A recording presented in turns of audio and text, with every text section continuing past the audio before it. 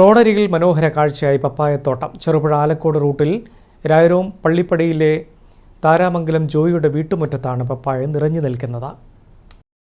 ചെറുപുഴ ആലക്കോട് റൂട്ടിൽ രയരോം പള്ളിപ്പടിയിൽ മെയിൻ റോഡിനോട് ചേർന്നുള്ള വീടിന്റെ മുന്നിലും പിന്നിലുമായി 1/2 ഏക്കറോളം സ്ഥലത്ത് റെഡ് ലേഡി ഇനത്തിൽപ്പെട്ട 300 ചുവടുകളാണ് ജോയി കൃഷി ചെയ്തിട്ടുള്ളത്. നല്ല ചൂടുള്ള കാലാവസ്ഥയ്ക്ക് അനുയോജ്യമായ ഹ്രസ്വകാല വിളയാണ് പപ്പായ കൃഷി. 3 വർഷം തുടർച്ചയായി വിളവെടുക്കാൻ കഴിയുന്ന ഈ ഇനം പപ്പായ 8 മാസം കൊണ്ട് വിളവെടുപ്പിന് പാകമാകും. ഒരു ചുവട് പപ്പായ വിളവെടുക്കാൻ പാകത്തിൽ വളർത്തിയെടുക്കാൻ 600 രൂപയോളം ചിലവ് വരും. പഴുത്ത പപ്പായ പ്രാദേശിക മാർക്കറ്റിൽ വിറ്റഴിക്കാനും സാധിക്കുന്നുണ്ട്.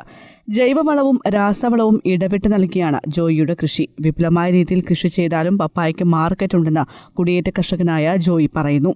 ഈ സ്ഥലം നേരത്തെ റബ്ബർ നിന്നിരുന്നതാണ്. ഇപ്പം വീട് വെക്കേണ്ട ആവശ്യത്തിന് വേണ്ടിയിട്ട് ഇവിടെ മുറിച്ച് കഴിഞ്ഞ് കഴിഞ്ഞപ്പം ഇവിടെ ഇതായി. പിന്നെ വീടൊക്കെ പറ്റി കഴിഞ്ഞ് കഴിഞ്ഞപ്പോൾ ഭയങ്കര ശക്തമായ വെയിലുള്ള സ്ഥലമായിരുന്നു. അപ്പോൾ ശക്തമായ വെയിലുള്ള സ്ഥലത്ത് കൃഷി ചെയ്യാൻ പറ്റിയ എന്താണെന്ന് ആലോചിച്ച് തന്നപ്പോൾ ആണ് ഇങ്ങനെ ഇതേപ്പറ്റി നമുക്ക് ഒരു ധാരണ ഉണ്ടായത്. അങ്ങനെയാണ് ഈ കൃഷി ഇവിടുത്തെ തുടങ്ങാൻ ഉദ്ദേശിച്ചത്.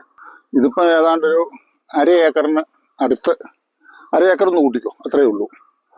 ഒരു തൈക്ക് ഇപ്പോൾ ഇതുവരെ ഏതാണ്ട് 550-600 രൂപയോളം നമുക്ക് ചിലവായിട്ടുണ്ട്.